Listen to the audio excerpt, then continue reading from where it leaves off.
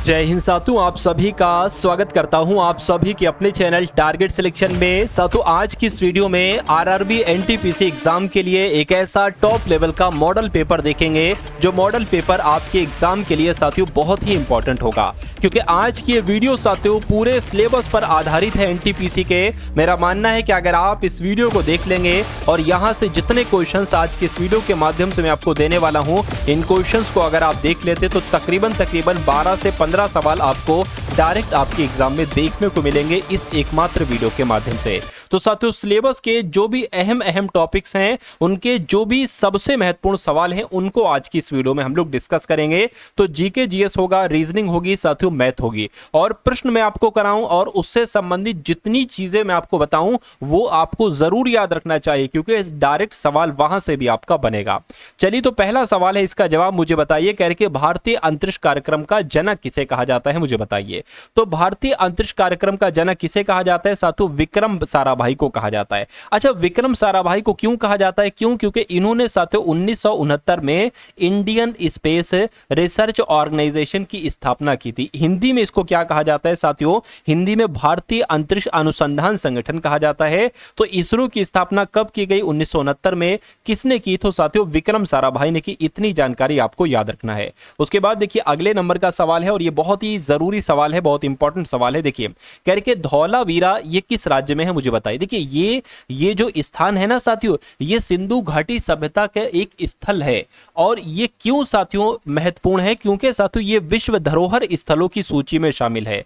जो आपका धौलावीरा है ना साथियों, ये विश्व धरोहर वाली जो सूची है ना साथियों, विश्व धरोहर वाली, एक सेकेंड, विश्व धरोहर का साथियों सूची है, ये उसमें शामिल है। और ये भारत का साथियों एक तरीके से अगर बात करें 40वें नंबर का ऐसा स्थल है जो विश्व धरोहर की सूची में शामिल है। तो कुल मिला के इसीलिए ये बार बार आपसे पूछा जाता है कि धौलावीरा कहां पर है, तो ये साथियों गुजरात में है, ये आपको याद रखना है। तो धौलावीरा की अगर बात करें धरोहर स्थल के रूप में इसको कब घोषित किया गया? 2021 में साथियों इसको इस सूची में शामिल किया गया। ये बात आपको साथियों मालूम होना चाहिए। चलिए, उसके बाद देखिए अगला सवाल है, कह रहे कि इनमें से किसके द्वारा दिल्ली सल्तनत में एकता प्रणाली को संस्थागत रूप से साथियों लागू किया गया था, मुझे बताइए। देखिए, एकता प्रणाली की शुरुआत अगर बात करें तो साथियों कब की गई? 1226 में इसकी शुरुआत की गई। अच्छा, किसके द्वारा की गई? तो इल्तुतमिश के द्वारा साथियों इसकी स्थापना की गई। यह भी आपको याद रखना है। उसके बाद देखिए अगला सवाल कह रहे कि पानीपत की तीसरी लड़ाई कब लड़ाई गई थी, मुझे बताइए। तो अच्छा, सबसे पहले अगर बात करें ये पानीपत की तीसरी लड़ाई किनके बीच लड़ाई गई थी? तो अहमद शाह अब्दाली के बीच, क्या अहमद शाह अब्दाली के बीच और साथियों मराठों के बीच लड़ी गई थी। अहमद शाह अब्दाली के बीच और मराठों के बीच लड़ी गई थी। इसमें जीता कौन था? अहमद शाह अब्दाली जीते थे। ये आपको साथियों मालूम होना चाहिए। लेकिन यहां पर पूछा गया है कि पानीपत की तीसरी लड़ाई कब हुई थी? तो 1761 में हुई थी। ये आपको मालूम होना चाहिए। देखिए, पहली लड़ाई कब हुई थी? 1526 में हुई थी। पानीपत की दूसरी लड़ाई कब हुई थी साथियों? 1556 में हुई थी। पानीपत की तीसरी लड़ाई कब हुई थी साथियों? ये मैंने अभी आपको बताया है, 1761 में हुई थी। ये तीनों लड़ाइयों के बारे में भी आपको मालूम होना चाहिए। उसके बाद देखिए अगला सवाल कह रहे कि होम रूल लीग आंदोलन के संस्थापक कौन थे साथियों, मुझे बताइए। देखिए, यहां पर एक सवाल आपसे पूछा जाता है all India home rule league की स्थापना किसने की? आपसे क्या पूछा जाएगा? All India home rule league की स्थापना, क्या साथियों? All India home rule league की स्थापना साथियों किसने की? तो एनी बेसेंट ने की। किसने की साथियों? एनी बेसेंट ने की। ये आपको साथियों याद रखना है। अच्छा, यहां पर होम रूल लीग आंदोलन की स्थापना किसके द्वारा की गई? तो साथियों आपको मालूम होना चाहिए किसके द्वारा की गई। फटाफट आप लोग बता दीजिए। Sarojini Naidu, Annie Besant, Joseph Besant या मोहम्मद अली जिन्ना। अगर होम रूल लीग आ जाए तब भी आपको साथियों एनी बेसेंट लगा देना है, लेकिन अगर all India home rule league आ जाए तब भी आपको एनी बेसेंट ही साथियों लगा देना है ना। अगर एनी बेसेंट साथियों ऑप्शन में नहीं होगा तो ये समझ लीजिए बाल गंगाधर तिलक होगा। क्या होगा साथियों? बाल गंगाधर तिलक होगा। तो आपको बाल गंगाधर तिलक लगा देना है, क्योंकि 1916 में बाल गंगाधर तिलक ने भी होम रूल लीग की स्थापना की थी और एनी बेसेंट ने भी साथियों होम रूल लीग की स्थापना की थी। ये दोनों बातें आपको साथियों मालूम होना चाहिए। भाई बहुत बढ़िया, वेरी गुड क्लास। चलिए साथ उसके बाद देखिए अगला सवाल कह रहे भारतीय संविधान में मौलिक अधिकार किस संविधान से अंगीकार किए गए हैं, यानी कि लिए गए हैं, मुझे बताइए। देखिए, यहां पर जब हम बात करते हैं मौलिक अधिकारों की, तो मौलिक अधिकारों का जिक्र जो किया गया है साथियों वो भाग 3 में किया गया है। अच्छा, कौन से अनुच्छेद से लेकर कौन से अनुच्छेद में किया गया है? तो अनुच्छेद 12 से लेकर अनुच्छेद 35 में साथियों मौलिक अधिकारों का जिक्र किया गया है। अच्छा, भाग 3 की जब हम बात करते हैं तो संविधान के भाग 3 को क्या कहा जाता है? भारत का अधिकार पत्र कहा जाता है। क्या साथियों? भारत का अधिकार पत्र किसे कहा जाता है? तो भारत का अधिकार पत्र साथियों भाग 3 को कहा जाता है संविधान के।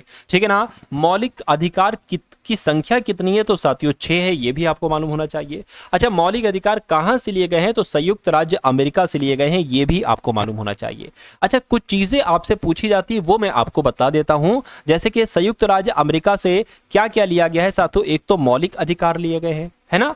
उसके अलावा अगर बात करते हैं साथियों रूस से क्या लिया गया है? तो रूस से साथियों मौलिक कर्तव्य लिए गए। रूस से क्या लिया गया? रूस से मौलिक कर्तव्य लिए गए हैं, ये आपको साथियों यहां पर मालूम होना चाहिए। उसके अलावा मैं आपको कई बार बता चुका हूं, आयरलैंड से क्या लिया गया है साथियों? जो राज्य के नीति निर्देशक सिद्धांत है वो आयरलैंड के संविधान से ही साथियों लिए गए हैं। नेक्स्ट नंबर का सवाल है, कह रहे संघ सूची, राज्य सूची और संवर्ती सूची ये भारतीय संविधान की किस अनुसूची में है साथियों? आप लोग मुझे बता दीजिए। तो ये कौन सी अनुसूची में? ये तो 7वीं अनुसूची में है। अच्छा, कुछ अनुसूचियां हैं उनके बारे में मैं आपको बता दे रहा हूं, जैसे कि 12वीं अनुसूची में किसका जिक्र किया गया है? तो शहरी स्थानीय, क्या साथियों?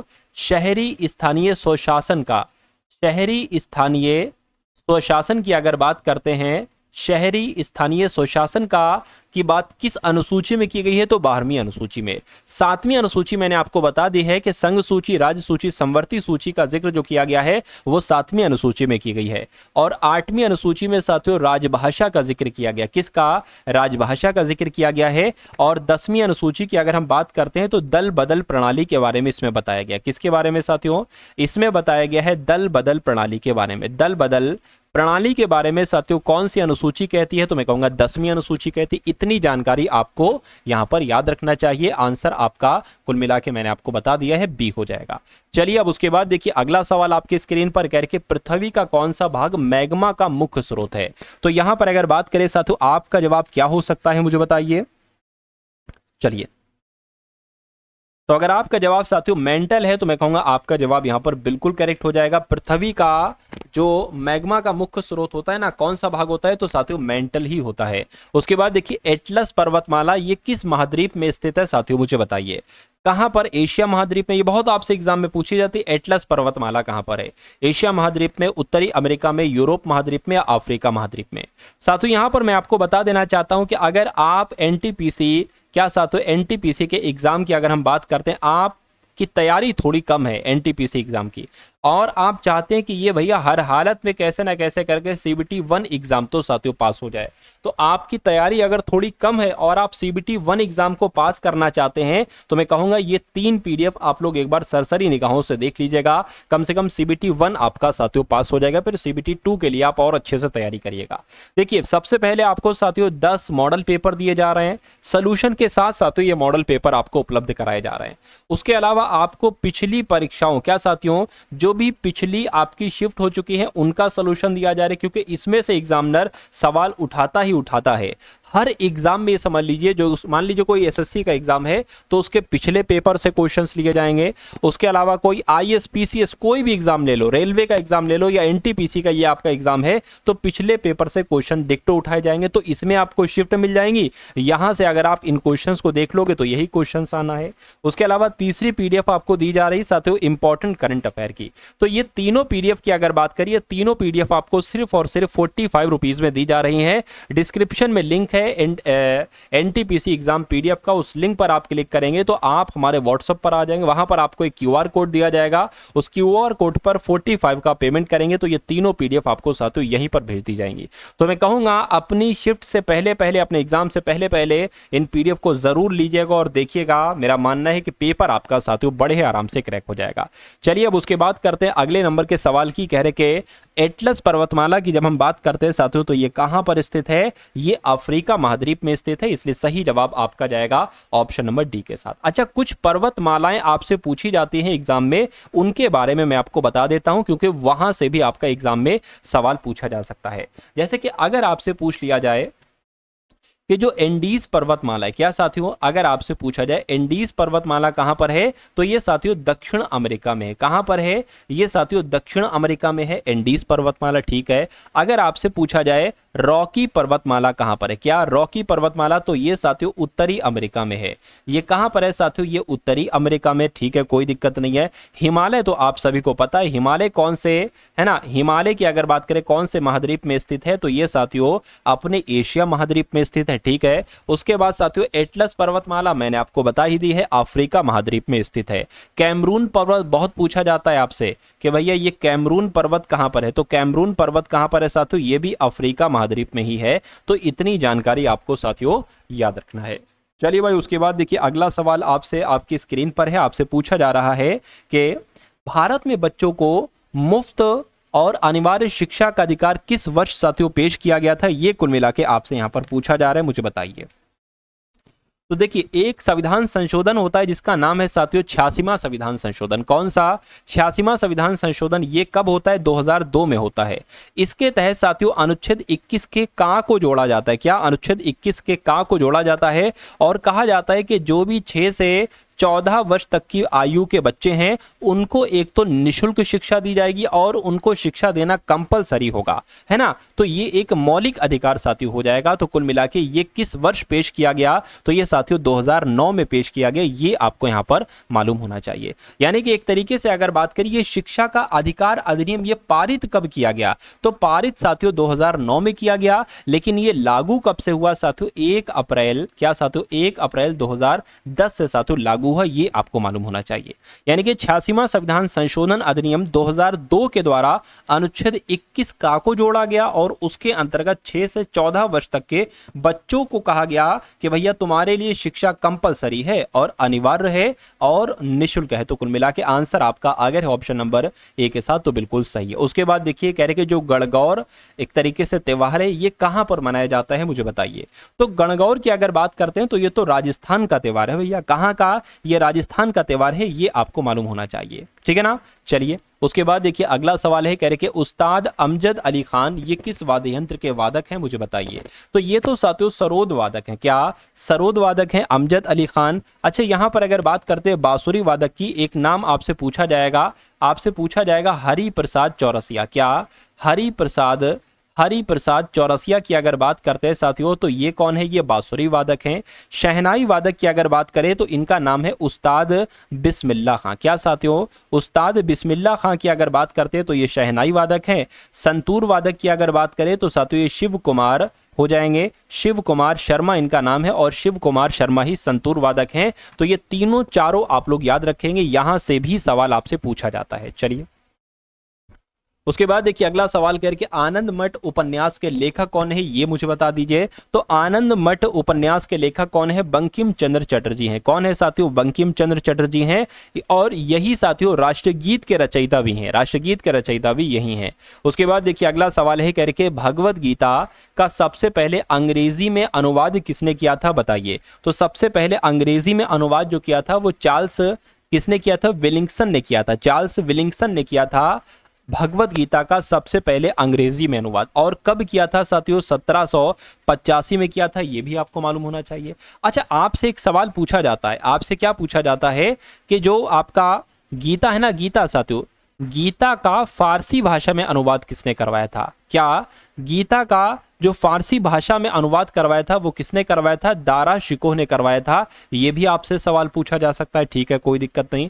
उसके अलावा आपसे पूछा जा सकता है साथियों रज़मनामा के बारे में। तो रज़मनामा, ठीक है ना, रज़मनामा नाम से जो है ना ये महाभारत का साथियों अनुवाद करवाया गया था। तो महाभारत का जो अनुवाद करवाया गया था वो रज़मनामा के नाम से करवाया गया था और फारसी में साथियों करवाया गया था। तो ये किसके समय में हुआ था, ये आपसे पूछा जाता है। तो ये साथियों अकबर के समय में हुआ था। इतनी जानकारी आपको साथियों मालूम होना चाहिए। 3 टॉप लेवल की मैंने चीजें आपको बताई हैं। उसके बाद देखिए अगला सवाल आपकी स्क्रीन पर है, कह रहे कि अंतर्राष्ट्रीय योग दिवस कब मनाया जाता है। तो ये तो भैया कब मनाया जाता है, 21 जून को अंतर्राष्ट्रीय योग दिवस मनाया जाता है। अगला सवाल देखिए, कह रहे कि चिकित्सा के क्षेत्र में पहला नोबेल पुरस्कार 1901 में टीके की खोज के लिए दिया गया था, यानी कि कौन से टीके की खोज के लिए दिया गया था। सबसे पहले मैं आपको नाम एक बता देता हूं यहां पर, वॉन बेहरिंग। इनका नाम सबसे पहले आप लोग याद रखें, क्यों ध्यान रखेंगे ये भी मैं आपको बता रहा हूं।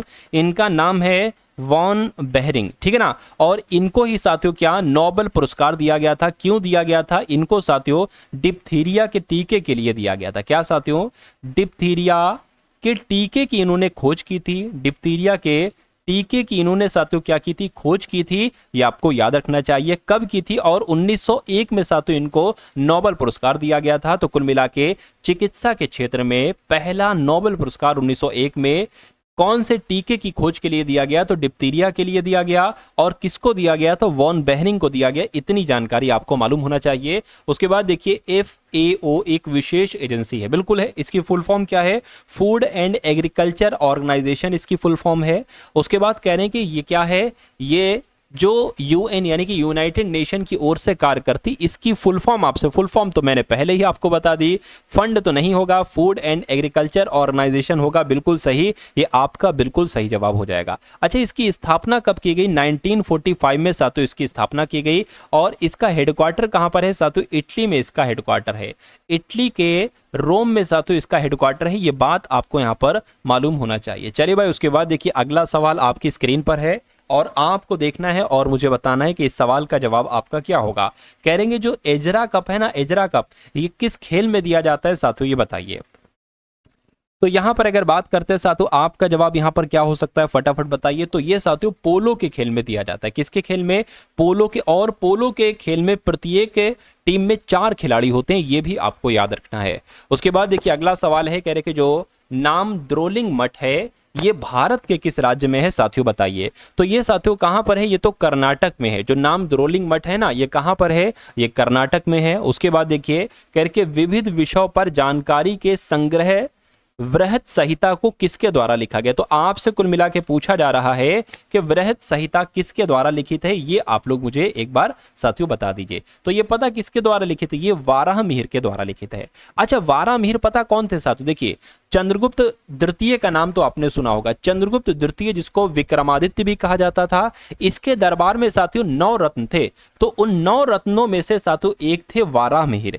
इनके बारे में साथियों इनकी 3 जो पुस्तकें वो आपसे बहुत आपके एग्जाम में पूछी जाती हैं। तो मैं आपको बता देता हूं एक एक करके साथियों तीनों के बारे में। तो देखिए पंच सिद्धांतिका आपसे पूछी जाएगी। क्या आपसे पूछी जाएगी कि पंच सिद्धांतिका रचना किसकी है? तो साथियों ये किसकी है? वाराहमिहिर की है। उसके अलावा आपसे पूछी जाएगी वृहत संहिता। क्या साथियों? आपसे पूछी जाएगी वृहत संहिता, जो अभी प्रश्न में साथियों जिसका जिक्र किया गया है। उसके अलावा आपसे पूछी जाएगी वृहत जातक। क्या साथियों? वृहत जातक। तो ये तीनों पुस्तकें किसकी हैं? ये तीनों पुस्तकें साथियों वाराहमिहिर के हैं, ये आपको याद रखना चाहिए, है ना। अच्छा, यहाँ पर कलहड़ का जिक्र आ गया है। तो कलहड़ की एक रचना है जो बहुत फेमस है साथियों, राजतरंगिणी। क्या राजतरंगिणी किसकी रचना है? तो कलहड़ की है। उसके अलावा चरक की अगर बात करें तो चरक संहिता, ये आप लोग याद रखेंगे। चरक संहिता किसकी रचना है? तो ये साथियों चरक संहिता की रचना, चरक संहिता चरक की रचना है। नागार्जुन की अगर बात करें तो एक कमेंट सेक्शन में साथियों आप लोग मुझे बता दी नागार्जुन के बारे में। चलिए खैर, नेक्स्ट नंबर का सवाल है आपकी स्क्रीन पर।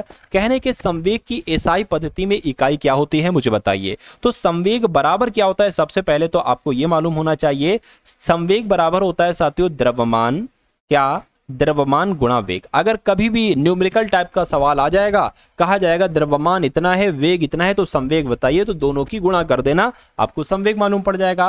लेकिन यहां पर तो कुछ और आपसे पूछा गया है, इसका मात्रक पूछा गया, तो किलोग्राम मीटर प्रति सेकंड होता है। किलोग्राम मीटर बटे सेकंड कहां पर लिखा हुआ है? ऑप्शन नंबर बी में लिखा हुआ है। तो जिनका आंसर ऑप्शन नंबर बी के साथ है, तो मैं कहूंगा आंसर आपका बिल्कुल करेक्ट हो जाएगा भाई। बहुत बढ़िया, वेरी गुड क्लास। उसके बाद देखिए अगला सवाल कह रहे कि 50 न्यूटन का एक बल एक वस्तु को 10 मीटर तक विस्थापित कर देता है, तो बल द्वारा किया गया कार्य क्या होगा? देखिए आपको मालूम होना चाहिए साथियों, कार्य बराबर क्या होता है?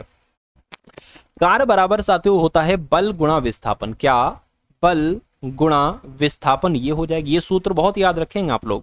तो कार आपसे पूछा गया, बल द्वारा किया गया कार्य कितना होगा, तो भैया कार्य कितना होगा, बल कितना है यहाँ पर 50 न्यूटन का तो बल है, और कितना उसको विस्थापित किया जाता है, कितना विस्थापित किया जाता है, 10 मीटर उसको विस्थापित किया जाता है। तो कुल मिला के कार आपका कितना निकल आएगा, कार आपका 50 जूल यहाँ पर निकल आएगा। तो कुल मिला के 50 जूल कौन से ऑप्शन में है, कहाँ गया, ये ऑप्शन नंबर डी वाले में। तो इस प्रकार जिनका भी आंसर ऑप्शन नंबर डी के साथ है, मैं कहूंगा आंसर आपका बिल्कुल करेक्ट है भाई, बहुत बढ़िया, वेरी गुड क्लास। साथियों अभी तक अगर आपने इस वीडियो को लाइक नहीं किया तो मैं रिक्वेस्ट करता हूं वीडियो को लाइक कर दीजिए, और टारगेट सिलेक्शन चैनल पर अगर आप लोग नए हैं तो साथियों इस चैनल को भी आप लोग जरूर सब्सक्राइब कर लीजिए, है ना। और साथियों मेरा मानना है कि मैं आपको जितना पढ़ा दूं साथियों, जितना पढ़ा दूं 5 जून तक, मतलब जब तक आपका पेपर है उतना साथियों पढ़ लेना, ये समझ लीजिए, उसका रिवीजन कर लेना अच्छे तरीके से। पेपर आपका बड़े ही आराम से निकल जाएगा, कोई दिक्कत कोई परेशानी आपको महसूस नहीं होगी। चलिए उसके बाद देखिए अगला सवाल आपकी स्क्रीन पर, कहा जा रहा है कि नकारात्मक त्वरण निम्न में से किसकी दिशा के विपरीत होता है, तो मैं कहूंगा वेग की दिशा के विपरीत होता है। आंसर आपको ऑप्शन नंबर ए होगा। कह रहे कि 0 डिग्री सेंटीग्रेड कितने डिग्री फ़ारेनहाइट के बराबर होता है, तो साथियों मैं कह सकता हूं 32 डिग्री फ़ारेनहाइट के बराबर होता है। राइट आंसर आपको ऑप्शन नंबर डी हो जाएगा। अगला देखिए कह रहे कि एक मिश्र धातु किसका उदाहरण है, तो एक मिश्र धातु की अगर बात करें तो ये साथियों ठोस विलयन का उदाहरण है। सही जवाब आपको ऑप्शन नंबर सी होगा।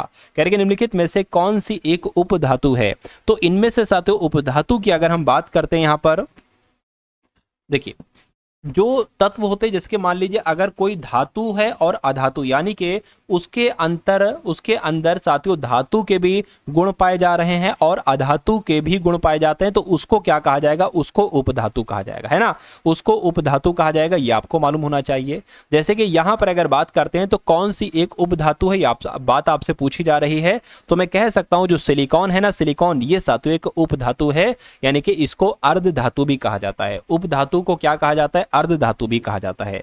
तो कुल मिला के जिनका भी आंसर ऑप्शन नंबर डी है तो बिल्कुल सही है। उसके बाद देखिए अगला सवाल आपकी स्क्रीन पर है, आपसे क्या पूछा जा रहा है साथियों, देखिए और मुझे बताइए। आपसे कहा यह जा रहा है कि प्राचीन काल के जानवरों, पौधों एवं अन्य जीवों के संरक्षित अवशेषों या चिन्हों के अध्ययन के विज्ञान को क्या कहा जाता था, तो साथियों इसको क्या नृविज्ञान कहा जाता था, पुरातत्व विज्ञान कहा जाता था, जीवाश्म विज्ञान, बिल्कुल साथियों इसको तो जीवाश्म विज्ञान ही कहा जाता था। क्या इसको जीवाश्म विज्ञान कहा जाता था, ये आपको साथियों मालूम होना चाहिए, है ना। चलिए यानी कि जीवाश्म विज्ञान आ जाए या पैलियोटोलॉजी आ जाए, क्या पैलियोटोलॉजी आ जाए, ये भी आप लोग साथियों मालूम होना चाहिए आपको। चलिए अच्छा, यहां पर ऑप्शन नंबर डी में लिखा हुआ है औषध विज्ञान, यानी कि फार्माकोलॉजी। तो फार्माकोलॉजी के अंतर्गत किसका अध्ययन किया जाता है साथियों, जड़ी बूटियों का अध्ययन किया जाता है, ये आप लोग याद रखेंगे। तो जड़ी बूटियों का जो अध्ययन किया जाता है वो किसके अंतर्गत किया जाता है, वो फार्माकोलॉजी के अंतर्गत किया जाता है, अर्थात औषध विज्ञान के अंतर्गत किया जाता है। यहां पर लिखा हुआ है पुरातत्व विज्ञान, तो पुरातत्व विज्ञान के अंतर्गत किसका अध्ययन किया जाता है, जो मानव की संस्कृति का जो विकास होता है ना, उसके बारे में साथियों जानकारी यहां पर दी जाती है। चलिए अब उसके बाद देखिए अगले नंबर का सवाल आपकी स्क्रीन पर है, कह रहे कि जीवों द्वारा जीने के लिए और अधिक वंश वृद्धि के लिए बेहतर अनुकूलित वातावरण बनाने की प्रक्रिया को क्या कहा जाता है, तो इसको साथियों प्राकृतिक चयन कहा जाता है। सही जवाब आपका जाएगा ऑप्शन नंबर ए के साथ। अगला सवाल देखिए, कह रहे कि मानव शरीर में पाइरूवेट का ऑक्सी विघटन कहां पर होता है, तो साथियों कहां पर होता है ये आपको मालूम होना चाहिए, माइटोकॉन्ड्रिया में होता है। सही जवाब आपका जो जाएगा वो ऑप्शन नंबर ए हो जाएगा। चलिए उसके बाद देखिए अगला सवाल आपकी स्क्रीन पर है, कह रहे कि ब्रेड बनाने में इस्तेमाल किया जाने वाला खमीर कौन सा है, तो कौन सा है साथियों, मैं कहूंगा क्या किण्वन के लिए उत्प्रेरक के रूप में कार्य करता है खमीर, या किण्वन की प्रक्रिया में मदद नहीं करता, मैं कहूंगा ब्रेड बनाने के लिए इस्तेमाल किया जाने वाला खमीर किण्वन के लिए उत्प्रेरक के रूप में कार्य करता है। अगला देखिए, कह रहे कि पृथ्वी या गुरुत्वाकर्षण के खिंचाव की प्रतिक्रिया में अंकुर और जड़ों में क्रमशः ऊपर और नीचे की ओर होने वाली वृद्धि को साथियों क्या कहा जाता है, तो इस वृद्धि को साथियों क्या कहा जाता है मुझे बताइए, गुरुत्वानुपर्तन कहा जाता है। ये आप लोग याद रखें, यानी कि अगर सवाल आपके एग्जाम में आएगा तो डिक्टो सवाल आएगा, ऑप्शन नंबर बी मैंने आपको बताया है, गुरुत्वानुवर्तन बताया है मैंने आपको। उसके बाद देखिए कह रहे कि कौन सा बैकअप के बारे में सच नहीं है, तो बैकअप की जब हम साथियों बात करते हैं यहां पर, तो कंप्यूटर फाइलों की सटीक प्रतिलिपि है बैकअप, सही, यह कारोबार की निरंतरता योजना का हिस्सा है। बिल्कुल। पीसी को नियमित रूप से बैकअप की आवश्यकता नहीं होती। भैया बैकअप की आवश्यकता होती है, तो ये सच नहीं है, नहीं है, तो यही आपका राइट आंसर है। उसके बाद देखिए कह रहे कि कंप्यूटर प्रोग्रामिंग में वायरस का सही पूर्ण रूप क्या है, यानी कि वायरस की फुल फॉर्म आपसे यहाँ पर पूछी जा रही है। तो वायरस की साथियों जब हम फुल फॉर्म की बात करते हैं तो क्या हो जाएगा, vital interchange result until source हो जाएगा, नहीं, vital information resources under seize हो जाएगा। बिल्कुल साथियों, ये आप लोग याद रखेंगे, वायरस की फुल फॉर्म यही हो जाएगी। उसके बाद देखिए कह रहे कि खाद्य श्रृंखला के तीसरे पोषी स्तर में निम्नलिखित में से किसे शामिल किया गया है। तो साथियों किसे शामिल किया गया है, द्वितीयक उपभोक्ता को शामिल किया गया है। अगला देखिए कह रहे कि केंद्रीय प्रदूषण नियंत्रण बोर्ड द्वारा रात्रि के दौरान आवासीय क्षेत्रों के लिए प्रस्तावित मानक शोर स्तर कितना है। तो कितने डेसिबल का है साथियों, 45 डेसिबल का, इससे ऊपर नहीं होना चाहिए रात में। चलिए अगला देखिए कह रहे भारत का पहला फ्लोटिंग घाट कहां पर बनेगा। तो भारत का पहला फ्लोटिंग घाट साथियों कहां बनेगा, उत्तर प्रदेश के अयोध्या में बनेगा, ये आपको मालूम होना चाहिए। उसके बाद देखिए भारत और किस देश के बीच संयुक्त सैन्य अभ्यास डस्टलिक का छठा संस्करण संपन्न हुआ है। तो मैं कहूंगा भारत और उज्बेकिस्तान के बीच ये अभ्यास है डस्टलिक, इसका छठा संस्करण पूर्ण हुआ है। उसके बाद देखिए साधु अगला सवाल है, आपसे कहा जा रहा है कि रिलायंस इंडस्ट्रीज लिमिटेड के कार्यकारी निदेशक साधु कौन बने हैं। तो इनका नाम अनंत अंबानी है और अनंत अंबानी ही रिलायंस इंडस्ट्रीज लिमिटेड के कार्यकारी निदेशक बने हैं, यानी कि ये साधु एमडी बने हैं। अब उसके बाद देखिए अगला सवाल कह रहे कि जो सुदीरमन कप है ना, बैडमिंटन टूर्नामेंट 2025 वाला, इसका आयोजन कहां पर किया गया है। तो इसका आयोजन किया गया है साधु चीन में, और चीन के जियामिन में साधु इसका आयोजन किया गया है, ये बात भी आपको मालूम होना चाहिए। उसके बाद देखिए साधु अगले नंबर का सवाल आपकी स्क्रीन पर है, आपसे कहा जा रहा है कि कुल एआई निवेश के आधार पर टॉप 10 देशों में कौन सा देश साथियों शीर्ष पर रहा है। तो मैं कहूंगा अमेरिका देश जो है ना वो शीर्ष पर रहा है। सही जवाब आपका ऑप्शन नंबर डी हो जाएगा। अगला देखिए, अब यहां से साथियों देखिए 40 सवाल आपके हो गए पूरे के पूरे जीके के। अब साथियों हम लोग यहां पर रीजनिंग के क्वेश्चंस देखेंगे सबसे टॉप लेवल के, उसके बाद साथियों हम लोग यहां पर मैथ के सवाल देखेंगे। तो आप सभी लोग साथियों बने रहिएगा इस वीडियो में, क्योंकि आज ये वीडियो आपके लिए बहुत ही शानदार होने वाली है। तो यहां पर कहा जा रहा है जैसे नेपाल का संबंध गाय से है, वैसे ही भारत का संबंध क्या होगा। तो यहां पर अगर बात करें, देखिए मुझे तो इतना पता है कि भैया नेपाल का जो राष्ट्रीय पशु है वो गाय है, तो उसी प्रकार भारत का राष्ट्रीय पशु क्या होगा। मैं कहूंगा क्या बाघ होता है। मैं कहूंगा बिल्कुल साथियों बाघ होता है भारत का राष्ट्रीय पशु। उसके बाद देखिए अगला सवाल है, एक सवाल आपके सामने ऐसे करके आया है, कह रहे कि 67 है, उसके बाद साथियों फिर 67 है, फिर 56 है, तो उसके बाद आपको बताने कि यहां पर क्या नंबर होगा, और फिर 45, 45, 34, 34, 23, 23 ऐसे करके आपको यहां पर कुल मिला के बताने क्या यहां पर आखिर लॉजिक लगा है, ये एक बार आप साथियों मुझे यहां पर बता देंगे। देखिए यहां पर आपको ऐसा नहीं लग रहा, देखिए 67 से 67 हुआ है, मैं कहूंगा कुछ नहीं प्लस किया गया है। 67 से 56 हुआ, मैं कहूंगा यहां पर 11 माइनस किया गया। अच्छा एक काम करिए साथियों, यहां पर कितना माइनस किया गया है मुझे बताइए। यहां पर भी 11 माइनस किया गया है, और यहां पर कितना माइनस किया गया, यहां पर भी 11 माइनस किया गया है, और यहां पर कितना माइनस किया गया, यहां पर भी 11 माइनस किया गया है। अगर हम साथियों ऐसे चलें, कैसे चलें, जैसे कि मान लीजिए 12 में 11 प्लस करा तो 23 हो गया। अब 23 में 0 प्लस किया, 23 में 11 प्लस किया तो 34 हो गया। 34 में 0 प्लस किया, 34 में 11 प्लस किया तो 45 हो गया। 45 में 0 प्लस किया, अब 45 में साथियों 11 हमें प्लस करना पड़ेगा, तो कुल मिला के कितना आ जाएगा साथियों, 56 आ जाएगा। और 56 में फिर हम 0 प्लस करेंगे तो 56 आ जाएगा, फिर 56 में 11 प्लस करेंगे तो कुल मिला के खाली जगह में जो आएगा वो 56 आ जाएगा। और 56 आपका कौन से ऑप्शन में है, मैं कहूंगा ऑप्शन नंबर बी वाले में। तो जिनका आंसर ऑप्शन नंबर बी के साथ है तो बिल्कुल करेक्ट है। नेक्स्ट नंबर का सवाल है, ये भी नंबर सीरीज का सवाल है, कह रहे कि 69 है, 55 है, 26 है, और उसके बाद साथियों 13 है, और कह रहे हैं कि अगला नंबर साथियों यहाँ पर क्या हो सकता है, ये आप जरा मुझे यहाँ पर देखकर बता दीजिए। देखिए 69 से 55 अगर हुआ है तो मैं कहूंगा कितना घटाया गया। यहाँ पर तो देखिए 9 उधर और 9 उधर साथियों, 5 इधर, तो कुल मिला के यहाँ पर तो साथियों 14 घटा दिया गया। 14 नहीं यार, कितना, देखिए 9 में से 5 जाएगा, 4 बचेगा, 6 में से, हाँ बिल्कुल 14 घटाएगा। यहाँ पर कितना घटाया गया, 15 में से 6 जाएगा, 9 बचेगा, और फिर ये 4 हो जाएगा, फिर 2 बचेगा। ये तो कोई सीरियल 13 आ जाएगा। 13, 29, 14 का तो कोई कुछ कॉम्बिनेशन बनेगा ही नहीं। और कोई तरीका साथियों यहाँ पर आपको नहीं लग रहा है, और कोई तरीका साथियों अगर बात करें, अच्छा एक चीज यहां पर मुझे लग रही है, एक चीज मेरी समझ में आई है, वो मैं आपको बता रहा हूं, हो सकता है वो साथियों हो जाए। देखिए जैसे कि 6 और 9 लिखा है, तो 6 और 9 की गुणा कराई जाए तो 9 पंजे 9 छंग कितना हो जाएगा, 54 हो जाएगा। तो 54 आया ना, उसमें एक आप और प्लस कर दीजिए, आपको 55 मिल जाएगा। उसी प्रकार 5 की गुणा अगर 5 में कराओगे तो 25 आता है, 25 में अगर 1 जोड़ दोगे तो आपको 26 मिल जाएगा। उसी प्रकार 2 और 6 की गुणा कराकर 12 आ जाएगा, 1 जोड़ दोगे तो 13 मिल जाएगा। और इन दोनों की गुणा कराकर साथियों 3 आ जाएगा, 3 में 1 जोड़ दोगे तो 4 आ जाएगा। तो 4 कहां पर लिखा हुआ है साथियों, 4 ऑप्शन नंबर ए में लिखा हुआ है। इस प्रकार जिनका भी आंसर ऑप्शन नंबर ए के साथ है, मैं कहूंगा आंसर आपका बिल्कुल करेक्ट है भाई, बहुत बढ़िया, वेरी गुड क्लास। चलिए साथियों उसके बाद देख लीजिए नेक्स्ट नंबर का सवाल आपकी स्क्रीन पर है। कहने के DIARY को क्या लिखा जाता है, FLFXF लिखा जाता है, और रेडी को ये सब लिखा जाता है। तो एरर को साथियों क्या लिखा जाएगा, कुल मिला के आपको ये बात यहां पर साथियों बताना है। देखिए डी की अगर बात करें, डी 4 पर होता है ना, और आई 9 पर होता है, ए 1 पर होता है, आर 18 पर होता है, वाई आपका 25 पर होता है। उसी प्रकार अगर बात करें एफ 6 पर होता है, और एल 12 पर होता है, एफ 6 पर होता है, एक्स आपका 24 पर होता है, और एफ 6 पर होता है।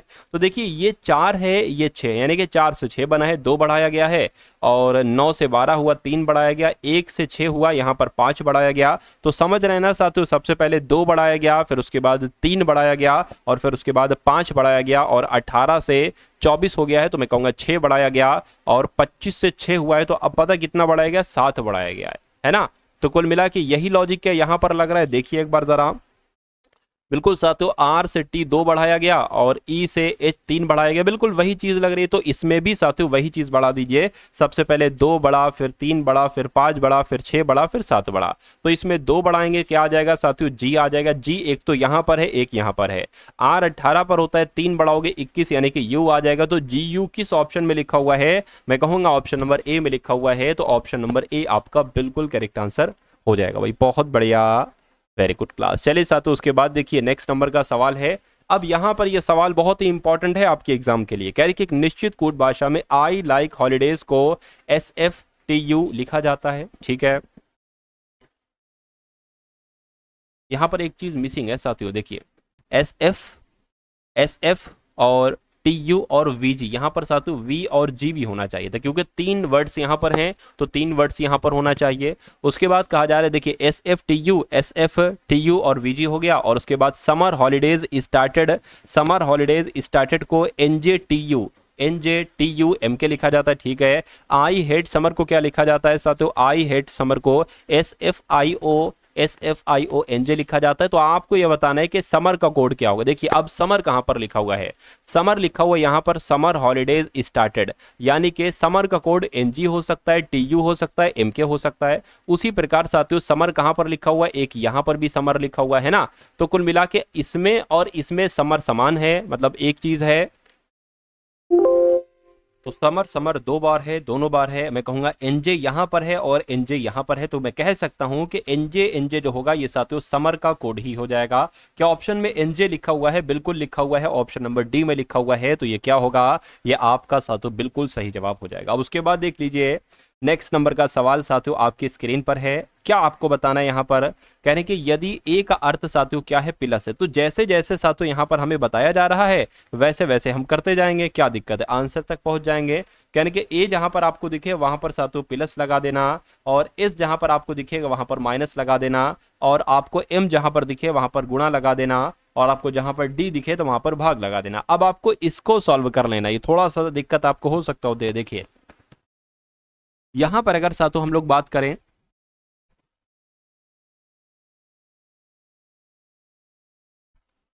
अब यहां पर साथियों सबसे पहले बी लिखा हुआ है, लेकिन बी तो यहां पर कुछ बताया नहीं गया है। अब नहीं बताया गया है तो कोई दिक्कत नहीं है साथियों। 700 लिखा हुआ है तो साथियों आपने यहां पर धीरे से 700 लिख लिया। ए का मतलब आपको पता है प्लस होता है, आपने साथियों प्लस लिख लिया, है ना। अच्छा तो इसका मतलब ब्रैकेट है, बी का मतलब ब्रैकेट है, तो ये ब्रैकेट मैंने स्टार्ट कर दिया। अब ए का मतलब प्लस है, 110 लिखा है, 110 लिख लिया। अब यहाँ पर एस आ गया है, एस का मतलब माइनस है, तो साथियों मैंने यहाँ पर माइनस लिख लिया। और 90 है तो मैंने 90 लिख लिया। अब ये एफ डी पता क्या है साथियों, डी तो भाग है, ये तो आपको पता है, और एफ पता साथियों क्या, ये ब्रैकेट ऑफ है।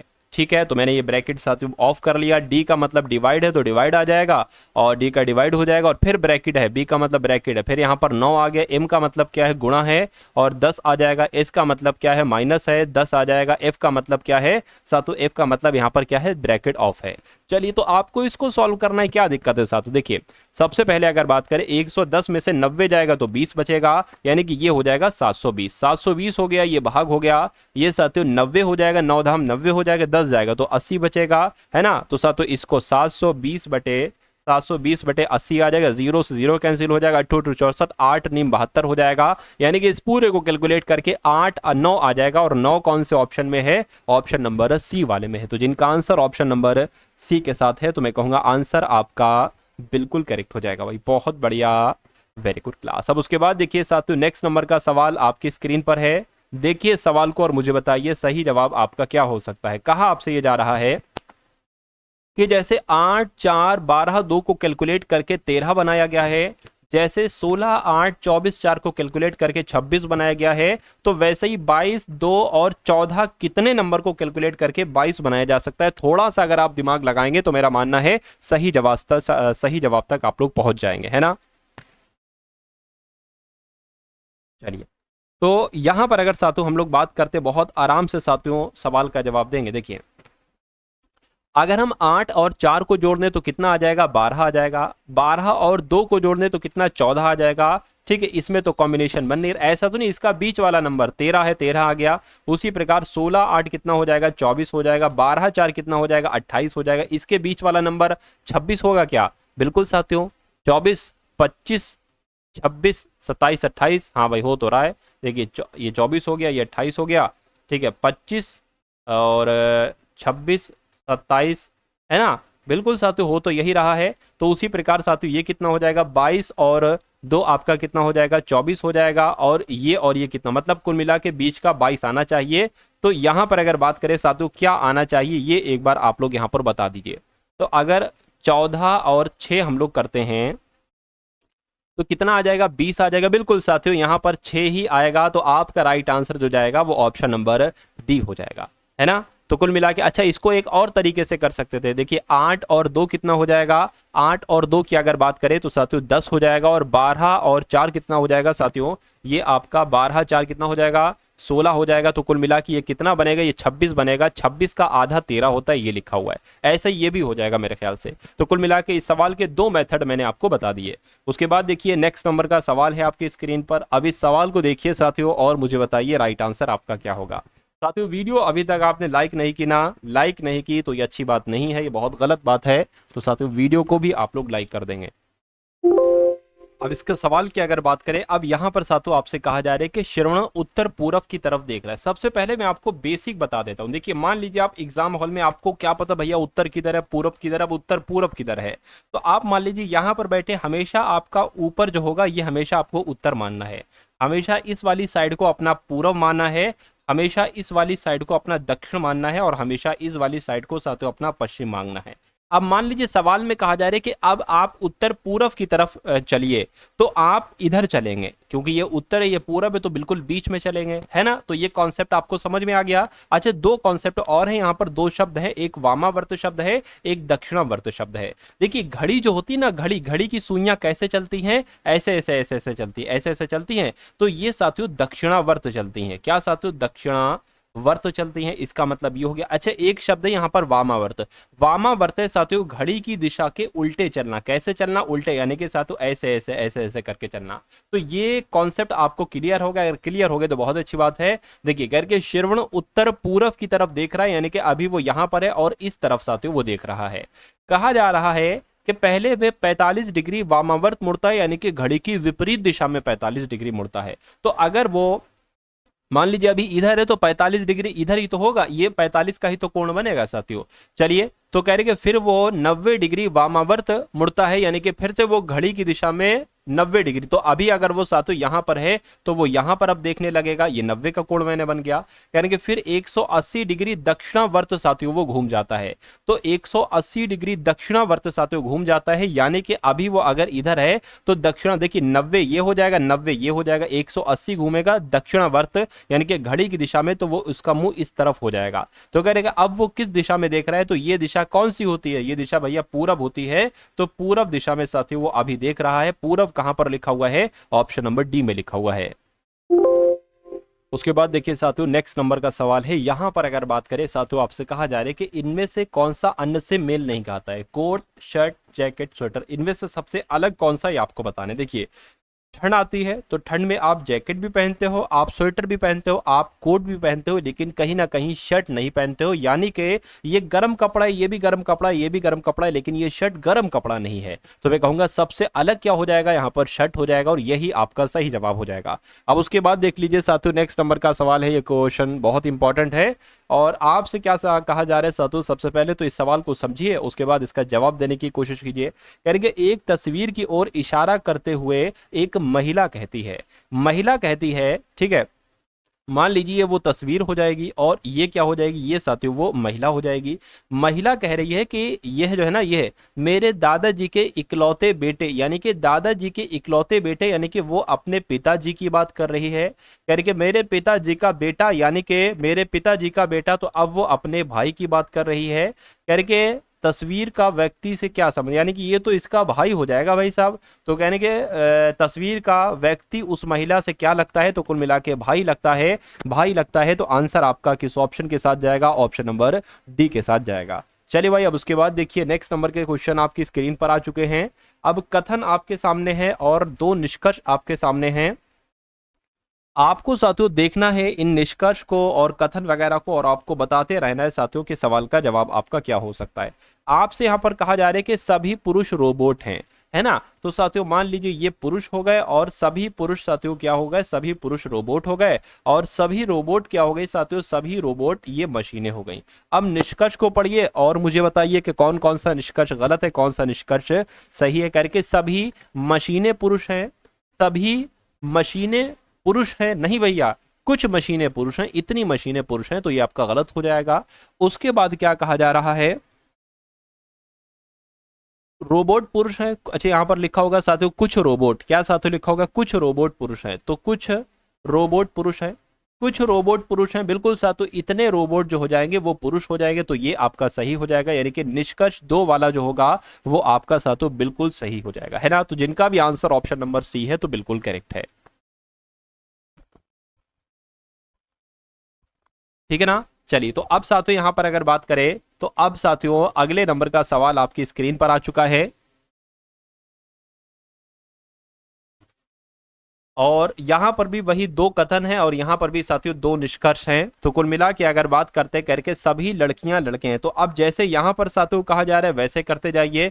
तो सभी लड़कियां लड़के हैं, तो मान लीजिए ये क्या हो गई, लड़की लड़कियां होंगे और सभी लड़कियां जो है ना वो क्या हो गए साथियों, वो लड़के हो गए। सभी लड़कियां लड़के हो गए और उसके बाद कहा गया है कि सभी लड़के पुरुष हैं, क्या सभी लड़के जो है ना, सभी लड़के साथियों पुरुष हो गए। अब निष्कर्ष को पढ़िए और मुझे बताइए करके सभी लड़कियां पुरुष हैं, हाँ सभी लड़कियां पुरुष हैं क्योंकि पुरुष के अंदर लड़कियां हैं, बिल्कुल सही।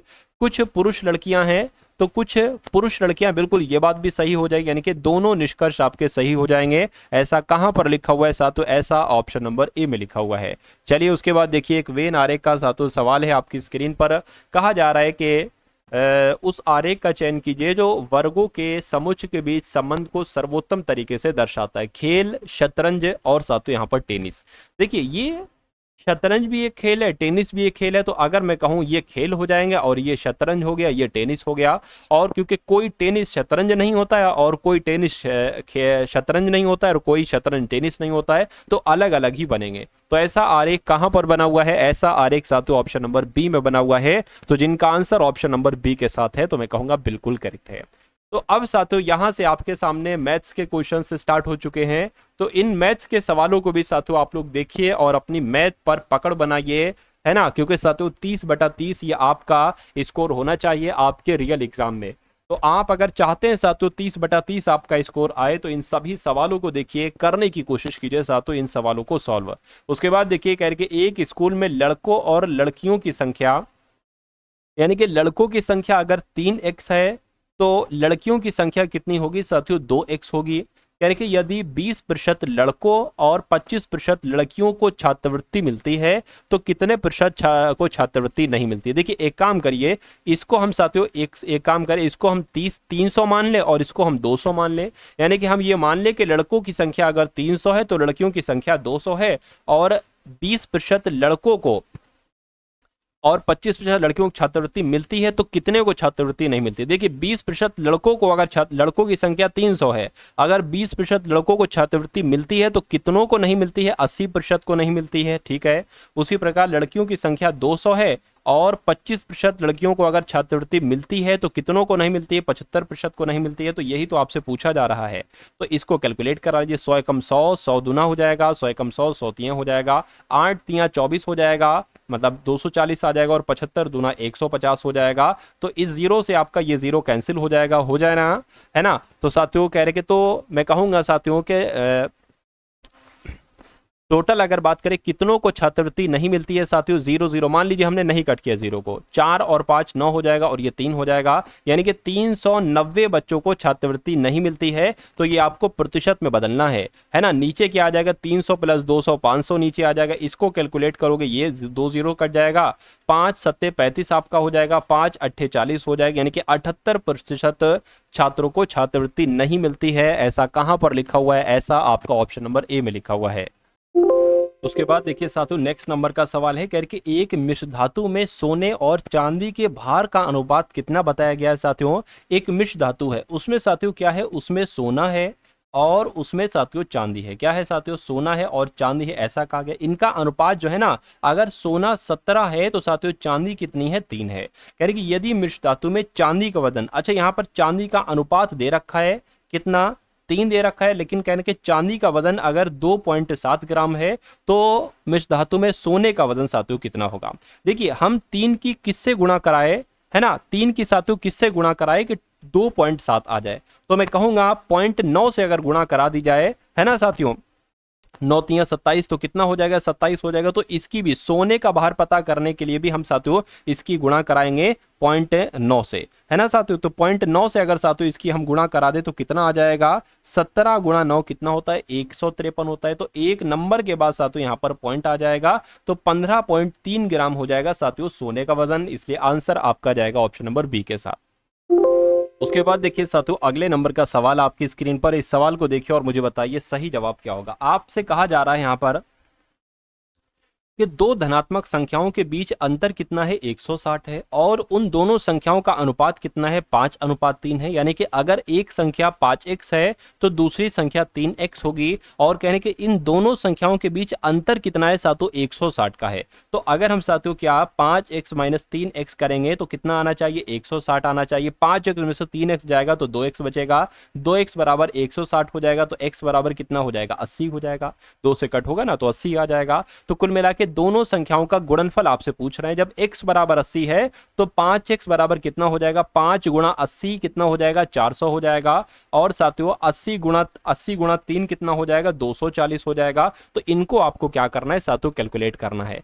तो 400 की गुणा 240 से करा लीजिए साथियों, है ना। तो 4 चौक 16 हो जाएगा, 4 दूना 8 और 1 9 हो जाएगा। 3 जीरो है ना टोटल, तो 3 जीरो साथियों इसमें हम लगा देंगे, 96,000 आपका आंसर आ जाएगा, जो कि ऑप्शन नंबर ए में लगा हुआ है। उसके बाद देखिए अगला सवाल आपकी स्क्रीन पर है, यहां पर देखिए कहने कि 1/8 है और साथियों 2/12 है, और उसके बाद 3/16 है, और उसके बाद साथियों 4/20 है। तो आपको बताना है सबसे बड़ा नंबर यहां पर क्या होगा। सबसे बड़ा नंबर साथियों पता करने के लिए आप पता क्या कर सकते हैं, देखिए साथियों अगर हम देखें कि ये सबसे बड़ा है या ये सबसे बड़ा है, इस बात का डिसीजन हम कैसे ले सकते हैं। तो देखिए क्रॉस मल्टीप्लाई कराइए, 12 एकम 12, ठीक है, ये आ गया, और 8 दूना 16। अब मुझे बताइए कि ये 16 बड़ा है या 12 बड़ा है। तो मैं कहूंगा 16 बड़ा है, तो मैं कहूंगा ये वाला नंबर बड़ा है, ये वाला नंबर छोटा है। तो ये तो लिस्ट से हट ही गया, क्योंकि सबसे बड़ा नंबर हमें चाहिए था, है ना। अब साथियों हम क्या करेंगे, अब देखिए 2/12 और 3 बटे, ये क्या था, 3/16 था, है। अब इसमें से देखिए कौन सा नंबर बड़ा है, 16 दूना कितना हो जाएगा 32 हो जाएगा, और 12 तिया कितना हो जाएगा 36 हो जाएगा। तो बताइए ये नंबर बड़ा है या ये नंबर बड़ा है? तो ये नंबर बड़ा है। तो कुल मिला के अगर बात करें साथियों, क्या यहां पर अगर बात करें, अब ये दोनों लिस्ट से कट गए, ये भी कट गया, ये भी कट गया। अब इसमें से मुझे बताइए कौन सा नंबर बड़ा होगा? 3/16 और 4/20। देखिए 16 चौक कितना हो जाएगा 64, और 20 तिया कितना हो जाएगा 60। तो मैं कहूंगा ये वाला नंबर बड़ा होगा। तो 4/20 ये जो है ये सबसे बड़ा नंबर है और सबसे बड़ा है, तो यही आपका राइट आंसर हो जाएगा। चलिए भाई, अब उसके बाद देखिए अगला सवाल आपकी स्क्रीन पर है। देखिए सवाल को और मुझे बताइए राइट आंसर आपका यहां पर क्या हो सकता है, फटाफट बताइए। चलिए देखिए यहां पर कहा जा रहा है कि एक मेज है और एक झूला है, इसको प्रत्येक को 9336 रुपए में बेचा गया है। अच्छा, मेज को 8% के लाभ पर बेचा जाता है और झूले को 8% की हानि पर बेचा जाता है। इस पूरे लेन देन में लाभ होगा या हानि होगी? होगा तो क्या होगा, कितना होगा? कभी भी साथियों अगर ऐसे आपसे सवाल पूछा जाए कि भैया दो चीजें आपको दे दी जाएं, है ना, दो चीजें और कोई मूल्य दे दिया जाए, कह रहे हैं कि इसको अगर पहली वाली चीज को बेचा जाता है तो 8% का लाभ होता है, मतलब कितने प्रतिशत का भी, और दूसरी वाली चीज को बेचा जाता है तो इतने प्रतिशत की हानि होती है, तो पूरे लेन देन में कितना लाभ कितनी हानि होगी? तो हमेशा साथियों अगर समान समान लाभ हानि हो रही है तो हमेशा वहां पर हानि ही होती है ना। और इसका सूत्र होता है x²/100। अब x हम किसको मानते हैं? ये जो नंबर सेम होता है ना, इसको ही मानते हैं, यानी कि 8 का स्क्वायर बटे 100 हो जाएगा। यानी कि कितना हो जाएगा सातों? 8 गुणा 8 और बटे सातों यहाँ पर 100 हो जाएगा। इसको आपको कैलकुलेट कर लेना है। ये कितना हो जाएगा? 8 8 64 बटे 100 हो जाएगा। नीचे 2 0 है ना, तो साथियों क्या आ जाएगा? पॉइंट आ जाएगा 2 नंबर के बाद, यानी कि कितना साथियों? 64.64 आपकी हानि होगी। और 0.64% हानि कहां पर लिखी हुई है? ऑप्शन नंबर ए में लिखी हुई है। नेक्स्ट नंबर का सवाल देखिए आपकी स्क्रीन पर है। यहां पर कहा जा रहा है कि कावेरी ने एक खिलौना 280 रुपए में खरीदा और इसे 315 रुपए में बेच दिया, उसे कितना लाभ होगा? अरे भैया 280 रुपए में कोई चीज खरीदी गई है, 315 में बेच दी गई है, तो इसको कितना प्रॉफिट हुआ जरा देखिए। इसको तो अगर बात करें 35 रुपए बचे हैं, लेकिन इस 35 रुपए को प्रतिशत में आपसे पूछा जा रहा है बदलो, तो इसको प्रतिशत में बदलोगे, नीचे हमेशा क्रय मूल्य आता है, यानी कि खरीदा गया मूल्य। तो कितने रुपए में खरीदा था? 280 रुपए में खरीदा था, तो इस जीरो से ये जीरो कैंसिल हो जाएगा। 7 चौक 28, 7 पंजे 35 आपका हो जाएगा, है ना। और ये 50 बटे कितना आ जाएगा? 50/4 आ जाएगा। इसको कैंसिल कर लो, 4 एकम 4, 4 दूना 8, 4 पंजे 20 हो जाएगा। तो 12.5% का लाभ होगा। ऐसा कहां पर लिखा हुआ है साथियों? ऐसा आपका ऑप्शन नंबर बी में लिखा हुआ है भाई। बहुत बढ़िया, वेरी गुड क्लास। चलिए साथियों अब उसके बाद देखते हैं नेक्स्ट नंबर का सवाल आपकी स्क्रीन पर है। इस सवाल को देखिए और मुझे बताइए, और ये आज की इस वीडियो का अंतिम सवाल है साथियों। आज की इस वीडियो का अंतिम सवाल आपकी स्क्रीन पर है। यानी कि ए और बी एक कार्य को 10 दिन और 12 दिन में करते हैं। यानी कि ए अगर कोई काम करता है तो 10 दिन में करता है, और बी अगर वही काम करता है तो 12 दिन में करता है। करके यदि वे ए से शुरू करके एक एक दिन छोड़कर कार्य करते हैं, यानी कि पहले दिन ए काम करता है, फिर दूसरे दिन बी करता है, फिर तीसरे दिन ए करता है, फिर चौथे दिन बी करता है, ऐसे एक एक दिन छोड़कर। तो कुल मिला के यहाँ पर एक ऐसा नंबर ले लेंगे जो दोनों से कटे, यानी कि 10 12 आ जाएगा। 10 की 12 से करो तो 120 आ जाएगा, है ना। देखिए 60 भी ले सकते, कोई दिक्कत नहीं, क्योंकि 60 भी तो दोनों को काट 10 छंग और 12 पंजे 60। ये बात क्लियर है। यानी कि ए एक दिन में 6 काम करता है और बी एक दिन में 5 काम करता है। इसका मतलब ये होगा, और ये क्या होगा साथियों? 60 जो होगा 60 ये टोटल काम हो जाएगा। मैं आपको हर बार बताता हूँ, ये क्या हो जाएगा? ये आपका टोटल काम हो जाएगा, है ना। तो कह रहे हैं कि देखिए 60 काम है, एक दिन में 6 काम कर रहा है, दूसरे दिन में 5 काम हो रहा है, यानी कि 2 दिन का काम कितना हो रहा है साथियों? 2 दिन का काम 11 हो रहा है। हमें काम कितना करना है साथियों? 60 काम हमें करना है। कितना काम करना है? 60 काम हमें करना है। तो अगर हम इसकी 5 से गुणा करा दे तो 55 काम हो जाएगा। कितना साथियों? 55 काम हो जाएगा। अच्छा 5 की गुणा फिर हमें इससे भी कराना होगी, तो 10 दिन में साथियों कितना काम हो गया? 55 काम हो गया। 10 दिन में 55 काम हो गया। अब किसकी बारी होगी? अब साथियों इसकी बारी होगी। किसकी बारी होगी? अब साथियों यहां पर अगर बात करें इसकी बारी होगी, तो अगर 55 काम होता, ये 60 काम है, 55 काम होता और पूछा जाता कितना काम है, तो साथियों 10 दिन आप बता देते। लेकिन यहां पर अगर बात करें तो कुल मिला के 10 दिन तो लग रहे हैं, लेकिन अब काम कितना बचा है? 5 काम बचा है। 55 हो गया, 60 काम था, 5 काम बचा है और बारी किसकी है, बारी इसकी है। तो ये एक दिन में कितना काम कर रहा है, 6 काम कर रहा है। तो मैं कहूंगा काम जो होगा वो 10 सही 5/6 दिनों में होगा। कितने दिन में होगा, 10 सही 5/6 दिन में वो काम होगा। और ऐसा कहां पर लिखा हुआ है साथियों, 10 सही 5/6, ऐसा ऑप्शन नंबर बी में आप लोग मान लेंगे। टाइप नहीं हो पाया होगा, हो सकता हो सही तरीके से। तो कुल मिला के साथियों यहां पर आप लोगों ने देखा कि सभी तरीके के साथियों सवाल आप लोगों ने देखे। तो ये सवाल आपको कैसे लगे, ये क्लास आपको कैसी लगी, एक बार साथियों जय हिंद का नारा आप लोग लगाकर कमेंट सेक्शन में जरूर मुझे बताएंगे। इस वीडियो को अगर लाइक नहीं किया तो लाइक करेंगे, चैनल पर अगर नए हैं तो चैनल को सब्सक्राइब करेंगे, और साथियों इस चैनल की अगर बात करें वीडियो को तो शेयर करेंगे ही करेंगे। और उसके अलावा साथियों जिस पीडीएफ के बारे में मैंने आपको बताया था, एनटीपीसी आपका जो एग्जाम है, अब इसमें बहुत कम समय बचा है। इस समय में आपको अगर साथियों इसको अच्छे तरीके से बिताना है तो इसमें आपको वही चीजें पढ़ना चाहिए जिसमें आने की पूरी संभावना है आपके पेपर में। तो उसी क्रम में साथियों आपको GK plus reasoning plus math के आपको 10 सैंपल पेपर दिए जा रहे हैं। क्या दिए जा रहे हैं साथियों, सैंपल पेपर दिए जा रहे हैं और सॉल्यूशन के साथ आपको दिए जा रहे हैं। उसके अलावा साथियों आपकी जो पिछली परीक्षाएं हो चुकी है ना एनटीपीसी की, जो भी पिछली परीक्षाएं हो चुकी हैं उन पिछली परीक्षाओं का एनटीपीसी के उनका हल दिया जा रहा है आपको। ये आपको 10 शिफ्ट दी जा रही हैं, है ना, ठीक है। और उसके अलावा साथियों आपको इंपॉर्टेंट करंट अफेयर के सवाल भी दिए जा रहे हैं। तो ये तीनों चीजें अगर आप पढ़ेंगे तो मेरा मानना है कि कुछ नहीं 65% कंटेंट तो आपका यहां से फंसेगा ही फंसेगा, सिर्फ इन 3 पीडीएफ से, है ना। उसके अलावा अगर बात करते हैं साथियों, और आपका जो पेपर है इसमें लगभग वही 65% ही क्लियर करने के लिए साथियों लाना होगा, है। तो साथियों यहां पर अगर बात करें सिर्फ 45 रुपीज की मैंने ये पीडीएफ रखी है। मैंने नहीं रखी है कि बहुत ज्यादा इसका प्राइस रखूं, मैंने इतना रखा है कि साथियों हर बंदा इस पीडीएफ को बहुत आराम से साथियों ले ले। तो डिस्क्रिप्शन में लिंक है एनटीपीसी एग्जाम पीडीएफ का, उस लिंक पर आप क्लिक करेंगे तो आप हमारे व्हाट्सएप पर आ जाएंगे। वहां पर आपको एक क्यूआर कोड दिया जाएगा, इस क्यूआर कोड पर 45 का पेमेंट करेंगे तो ये तीनों पीडीएफ आपको यहीं पर भेज दी जाएंगी, ठीक है ना। उसके अलावा साथियों एनटीपीसी प्लेलिस्ट का लिंक भी आपको डिस्क्रिप्शन में मिल जाएगा। वहां से जाकर मेरी पिछले 8 से 10 दिन की क्लासेस हैं। मैं कह रहा हूं आपसे, जो मैंने 8 से 10 दिन में जितनी मेहनत की है एनटीपीसी एग्जाम के लिए, उसके लिए मैंने पिछले 2 महीने से भी मेहनत नहीं की, अगर जोड़ दी जाए नहीं। 8 से 10 दिन की मेहनत अगर आप देख लेंगे तो आपकी तैयारी मजबूत हो जाएगी। आप उन बच्चों से आगे निकल जाओगे जो बहुत बहुत पुराने हैं, अगर आप इन 8 से 10 दिन की क्लासेस को देख लोगे।